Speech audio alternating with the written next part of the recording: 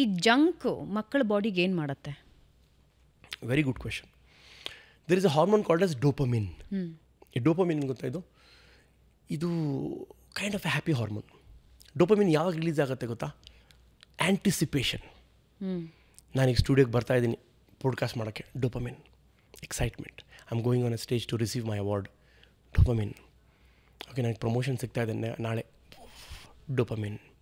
Cake ಬರ್ತಾ ಇದೆ on the way, Swiggy Zomato, cake 2 minutes 3 minutes, dopamine.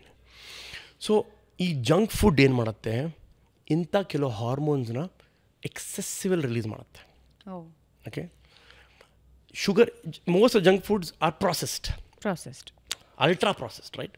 Fats, ಅದು ಪ್ರಿಸರ್ವೇಟಿವ್ಸು, ಶುಗರು, ಕೆಮಿಕಲ್ಸು, ಸಾಲ್ಟ್ ಎಷ್ಟು ಹಾಕಿರ್ತಾರೆ.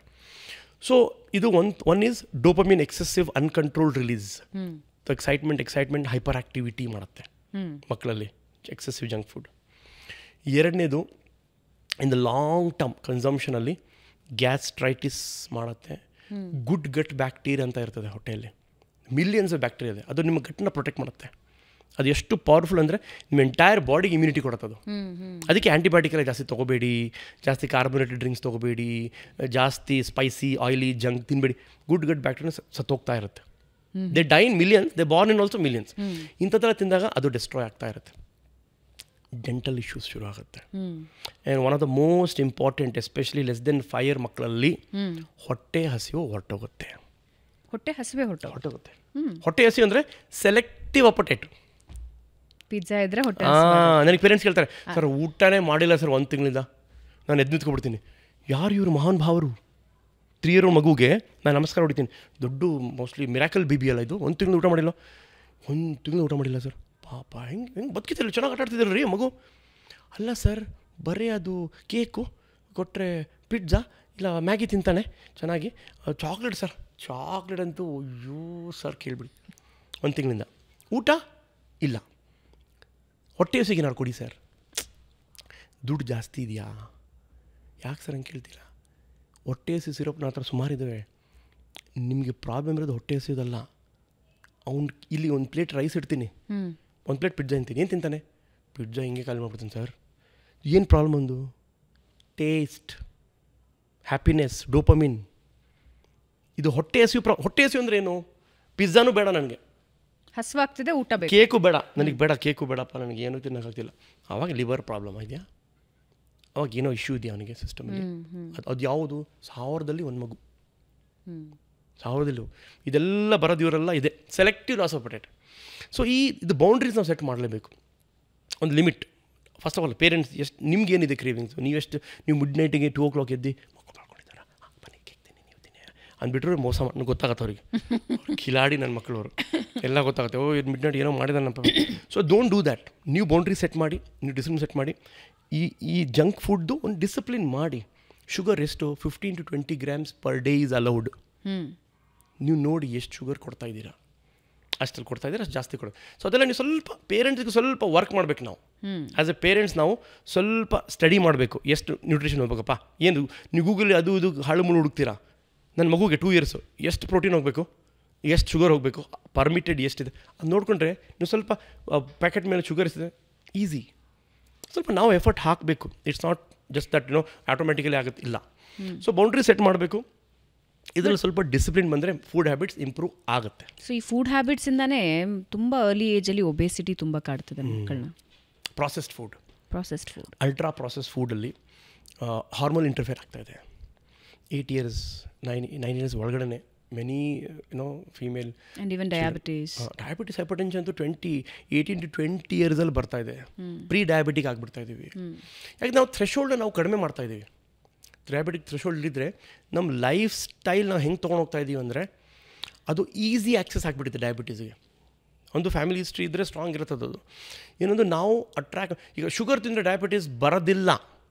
ಜನ ಹೇಳ್ತಾರೆ ಸರ್ ಶುಗರ್ ತಿಂದ ತಕ್ಷಣ ಡಯಾಬಿಟೀಸ್ ಬರಲ್ಲ. ನೀವು ಡಯಾಬಿಟೀಸ್ ಕಡೆ ಪ್ರೀಡಿಸ್ಪೋಸ್ ಆಗ್ತಾ ಇದ್ದೀರಾ.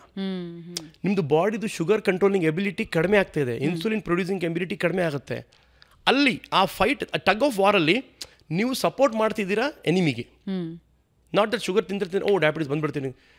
ನಿಮಗೆ ಡಯಾಬಿಟೀಸ್ ಬಂದಾಗ ನಿಮ್ಮ ಬಾಡಿ ಕಂಟ್ರೋಲ್ ಮಾಡೋಕ್ಕೆ ಕಷ್ಟ, ನಿಮಗೆ ಡೈರೆಕ್ಟ್ ಇನ್ಸುಲಿನ್ ಕೊಡಬೇಕಾಗ್ಬೋದು, ನಿಮ್ಮ ಡೈರೆಕ್ಟ್ ಮೆಡಿಸಿನ್ಸ್ ಹೈ ಡೋಸ್ ಕೊಡಬೇಕಾಗ್ಬೋದು, ನಿಮ್ಮ ಡಯಾಬಿಟಿಸ್ಗಿಂದ ಕಿಡ್ನಿಗಿಂದ ಎಫೆಕ್ಟ್ ಆಗುತ್ತೆ. ಅದಕ್ಕೆ ನೀವು ಲೈಫ್ ಸ್ಟೈಲ್ ಚೆನ್ನಾಗಿ ಇಟ್ಕೊಂಡ್ರೆ ಡಯಾಬಿಟಿಸ್ ನೋಬಡಿ ಕ್ಯಾನ್ ಎಸ್ಕೇಪ್. ನೀವು 30 ಬರ್ಬೋದು, 50 ಬರ್ಬೋದು, 60 ಅಟ್ಲೀಸ್ಟ್ ನಿಮ್ಮ ಕಂಟ್ರೋಲ್ ಲೆವೆಲ್ಸ್, ನಿಮ್ಮ ಸಿಸ್ಟಮ್ ಫೈಟಿಂಗ್ ಎಬಿಲಿಟಿ ಚೆನ್ನಾಗಿರುತ್ತೆ. ಓಕೆ.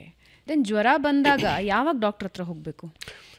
ಜ್ವರ ಬಂದಾಗ there is something called as mild degree, moderate fever degree, high grade degree. 100 to 102 mild grade, 102 to 104 moderate degree Fahrenheit, 104 ಮೇಲಿದ್ದರೆ high grade. 102 ಕೆಳಗೆ ಫೀವರ್ ಇದೆ, 2 to 3 days ಇದೆ, ಏನೂ tension ತೊಗೊಳ್ಳೋ ಅವಶ್ಯಕತೆ ಇಲ್ಲ. No treatment required. ಪ್ಯಾರಾಸಿಟಮಾಲ್ ಕೊಡ್ಬೋದು. ಪ್ಯಾರಾಸಿಟಮಾಲ್ ಏಜ್ ಪ್ರಕಾರ, ಡೋಸ್ ಪ್ರಕಾರ ಕೊಡ್ಬೋದು. ಒದ್ದೆ ಬಟ್ಟೆಯಲ್ಲಿ ಉಗುರು ಬಿಚ್ಚು ನೀರಲ್ಲಿ, ಕೋಲ್ಡ್ ವಾಟರ್ ಹಾಂ, ಉಗುರು ಬಿಸಿ ನೀರಲ್ಲಿ ಒರೆಸ್ಬೋದು. Moderate to high grade 103 to 104, 105 ತನಕ ಟಚ್ ಆಗಿದೆ ಅಂದರೆ ಒಂದು ಒಪಿನಿಯನ್ ತೊಗೊಳ್ಳಿ.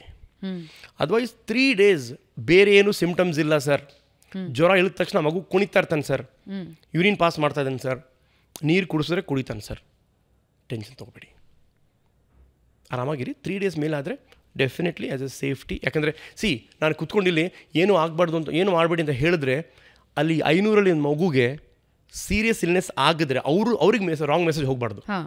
ಅದಕ್ಕೆ I am trying to make it safe for everybody.